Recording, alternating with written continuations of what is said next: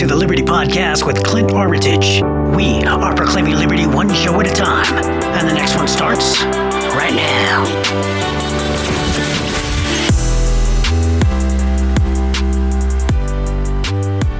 It's the Liberty Podcast. My name is Clint Armitage, and this episode is entitled Persecution. Now, we've got two parts to this. Because it was a long episode, I cut it right down the middle pretty much. And so this is part one of two. And I have my guest host here, Dirk Boone, so let's jump right in. All right. How's it going, everybody? Clint Armitage with the Liberty Podcast. Another episode here. Today, we're filming. We are doing a podcast. This episode is another one in Southern California here. And this one we're going to call Persecution. We're going to be talking about persecution. And I have the long-awaited guest host that everybody misses, Dirk Boone, in the house. How you doing, Dirk? How's it going, Clint? Thanks for coming back. We appreciate it. We're going to be talking about persecution today. And so I really wanted to get your input on things, especially because I know that you can give good perspectives on not only spiritual things, but just even the whole, when it comes to being a believer and kind of the tough things that you have to go through or even tough decisions you have to make. And especially with persecution, that has to be one of the most difficult and problematic, decision-making processes for a believer in this world. What's your thoughts? Yeah. Yeah, it's difficult. It's hard to have something that's so heartfelt, something that you believe so much, and then to have to defend it, and then maybe even to feel attacked because you believe it. And in America, obviously in this day and age right now, our persecution is going to be different than, say, someone in another country, say in the Middle East. That's correct. Say a Christian in the Middle East is going to be dealing with much different persecution than a Christian in America. Right. So we have to think of perspective here. And although, I don't mind talking about how it is in America, because I believe we do suffer some persecution. And I feel some of that is actually happening right now, even with the government persecuting Christians when you are talking about liberty and the freedom to worship. Right. Okay. Like we saw when COVID happened, there was a problem with being able to worship. And, obviously that there was an intersection there that fear collided with faith. And then the government, made some decisions that basically stopped churches from gathering. And there's some understanding, you understand portions of that. But then there's also the other side where churches wanted to get together. Right. And so it was a choice of freedom, a choice of, their own freedom. That free assembly. The free assembly, and they weren't able to do that. So yes, there is some persecution here, and there may be some individual persecution that people are dealing with in America. It's just not going to be, at least if you're weighing it, the persecution that a Christian will face in a country say in the Middle East is going to be much different as a whole. And that's what I wanted to talk about. I wanted to bring up a story that I had read from Voice of the Martyrs, which is a organization that highlights Christians being persecuted around the world. Okay. And they're called Voice of Martyrs. They have a magazine, they have a podcast. They go and interview these persecuted Christians or their family members, depending on the persecution, right? And then they bring back these stories and show it and display it so that we can not only pray for them as believers, but also understand what's happening to God's people out there. Okay? Well, and be strengthened by the fact that somebody takes their faith so seriously that they're willing to lay down their life to testify to it. And that's the strength in that. When someone is persecuted, it's as if it's a bully versus a victim. But it's not really like that, because persecution happens when you're standing up for something you believe in. Right. So even if the tide is against you and it may be obvious that you are going to be persecuted and you still stand up for what you believe in, that to me is not weakness. No. So when it comes to persecution, so I'll tell you this story, and I'll tell you kind of what happened to me, the thing that's happened, and it kind of, it made me really think about my my faith and how I would respond in terms of persecution. Okay. So there's this story of a lady in Colombia, and her name is Rosio Pino. And again, this was from the Voice of the Martyrs. It was a devotional that I read. Well, I was actually looking for a new devotional, and I was going through the different options, and I saw this devotional from the Voice of Martyrs. Well, I knew what the Voice of Martyrs is. Right. I knew what it was going to be. It was going to be a persecuted Christian that probably died for their faith. And I found myself not wanting to click on the story, which threw me a little bit, because I wanted to know why I couldn't click on the story. Yeah, you didn't want to open Pandora's box, right? Yeah, and so I was thinking, okay, so I sat back and thought, wait a minute, why don't I want to click on this thing? And it's not because I didn't want to know the story, because I did. I was intrigued. I want to know. We all kind of want to You know. kind of want to know what happened. Yeah, that kind of stuff. We want to know what the result was.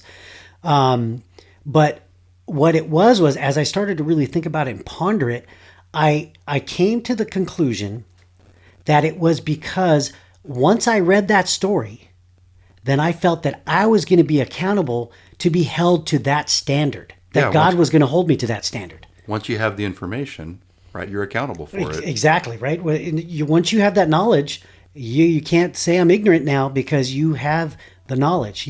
Now you're making a decision to follow through, either and to not do it or not to do it, right? Exactly. And you have this example of this person now who did do it. So it's a regular, everyday human being that made the decision. Right. Are you going to be able to do the same thing? Right. And so again, that's what I came to the conclusion of, was that I don't know if I would be worthy or have enough faith like she did. And I'll tell you the story. So what happened was, again, this lady who lives in Colombia, and her name is Rosio Pino, and she lives in a region that's controlled by some guerrilla fighters. Okay, this whole army of guerrilla fighters, and they're ruthless. And she lives within the region. Well, what she was doing, even though she lives in this controlled, very dangerous region, and this region, the ambulances don't go there and the police don't go there, because it's so bad. It's so dangerous. So anyways, she's still living there with her family, her husband and her 2 daughters, I believe. Well, what she was doing was, whenever these fighters would come near her home, she would witness to them and present the gospel to them. Okay. And that's what she would do. And then one time, there was a female fighter that came to her house. She brought her in, and not only did she witness to her, she gave her a New Testament. Okay. Well, I guess what had happened was, after this female fighter left the home, it must have caused something within her to start doubting, or something happened. Yeah, she got a stirring in her soul, right? Yeah, I mean, obviously she was affected by what was said in that home, okay, with Rosio. And she went back, I guess, to the guerrilla camp or whatever. And then after that, a couple weeks after that, there was two men that knocked on the door late at night. They were just getting into bed. Rosio and her husband were just getting into bed late at night. There was a knock at the door. The husband gets up, he walks to the door, he opens it. There's these 2 guys standing on the porch, and they start saying, our motorcycle broke down. Can you help us fix it? Okay. Okay. And so the husband said, okay, yeah, let's go fix it. Well, the husband and one of the men start walking towards the motorcycle, which is down a ways. So they're walking away from the house. Well, the second gentleman, and I actually don't want to call him gentleman. The second guy was standing on the porch. He did not move. He stayed on the porch. Well, Rosio got up out of bed to see what was going on. She comes to the front door and greets this guy that's at the front door there. Because that's the way the believers are, right? They're kind to other people. And that's what she's doing. She's still being herself, right? Right. And so she greets him, and he says, "Are you Maria? Aren't you Maria?" And she says, "No, my name is Rosio Pino." Right as she says that, this guy at the front door pulls out a weapon and shoots her multiple times. She ends up bleeding out on the floor of the living room, or right inside the doorway. Her husband comes running back. Her kids are up now, and she's bleeding out and dying in front of them. And she ends up dying because no ambulance is coming. No one's Okay. coming to help. She ends up bleeding out and she ends up dying. And all because this reverts back to why she died, because she witnessed to a fighter who obviously brought that back to the camp or whatever, and they came and assassinated her and executed her in her own home For sharing the gospel. for sharing the gospel. And all I could think of when I read this story was, where is the glory in that? How is there glory in a death like that? Dying like a dog, being shot, not fighting back or not being able to fight back, and bleeding out in front of your kids and your husband and passing away. Right. And it just seemed to me, and it was bothering me that I thought like this, that I was thinking this. But it seemed like to me that how could God want believers to die like that? I could see the struggle there. Yeah. So this was the question I started pondering. I started thinking to myself, would I be able to give my life for the gospel in that situation without fighting back?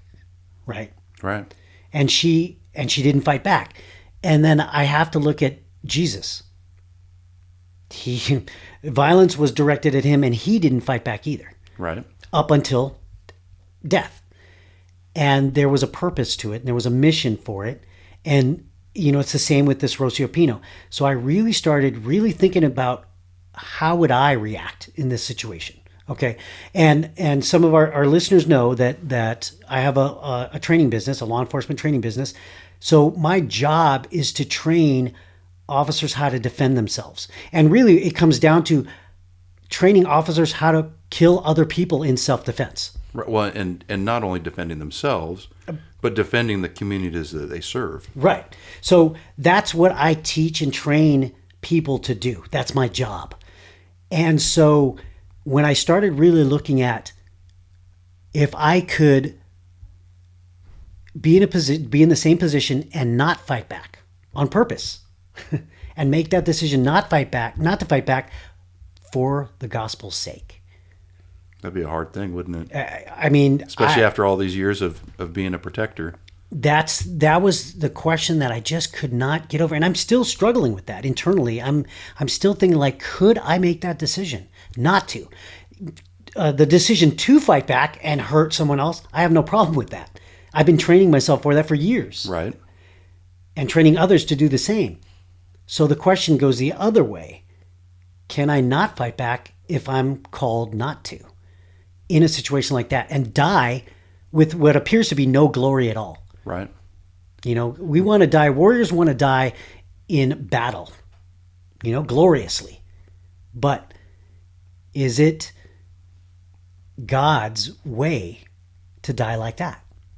And the blessing of it is that I believe sometimes as warriors we have this pride, and we want to be proud of the way that we've carried ourselves. We want to be honorable.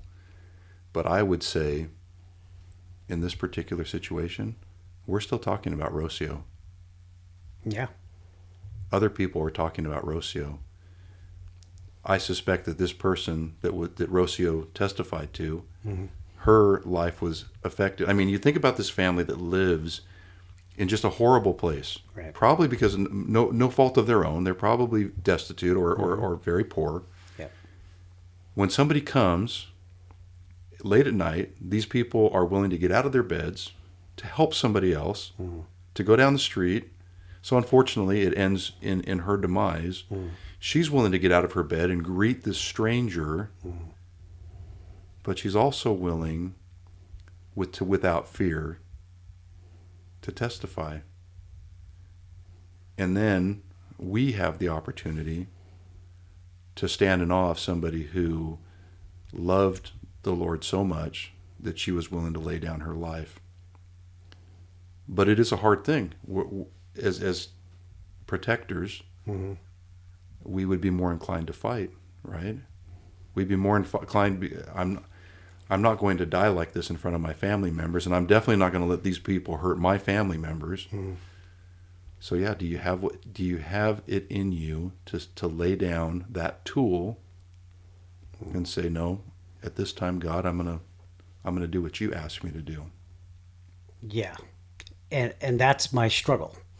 And I'm sure if other people with similar mindsets and situations and backgrounds may have that same type of struggle. Like I had told you before, I worked with a guy who was a detective. He actually may have been a sergeant, but he basically came to a point in his life where he felt God. He felt like he could not carry a weapon anymore because the potential of him hurting someone else. Okay. And he could not do it because that would hurt his testimony for God. So he asked his department if they could allow him not to carry a weapon anymore. And he said he would go in the field. He'd still do the whole job of being a cop, but he just wouldn't do it with a weapon on his side. And his department was actually pretty gracious and just moved him into an administrative position to finish out his career. Right. So I think they were very gracious in that. But see, it's that time in his life it came where he felt like God has called me to a different place, to where I can't be as an effective witness with a weapon. And that's just for him. For him, right. For him. And that's something we need to focus on. It's an individual right, thing that we're talking about. And that's the thing. And that's why, like, I totally believe that everybody has the right to defend themselves, defend the family, defend the community against anything that's going to, you can be justified in killing someone else, in my mind, if you're defending life for, properly. It's just like if we're following the laws, when it comes to murder or killing or self-defense, I have no problem with that. Right. So I'm talking specifically for me in this case and for him, but it was, for me, my struggle is, would I be able not to defend myself because God is telling me not to in order to be a more effective witness or a more effective martyr? Like right. You said, with Rosio, we're sitting here talking about her today. Right. Right? And her stories across the world. It's on the internet. It's across the world. The Voice of the Martyrs have really promoted it.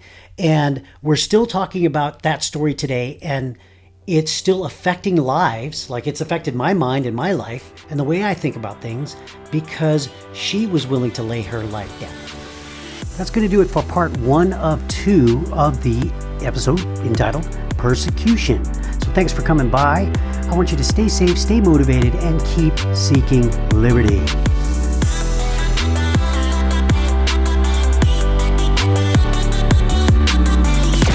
Thanks for joining us for another episode of the Liberty Podcast with Clint Armitage. If you want to get in touch, email us at info@clintarmitage.com.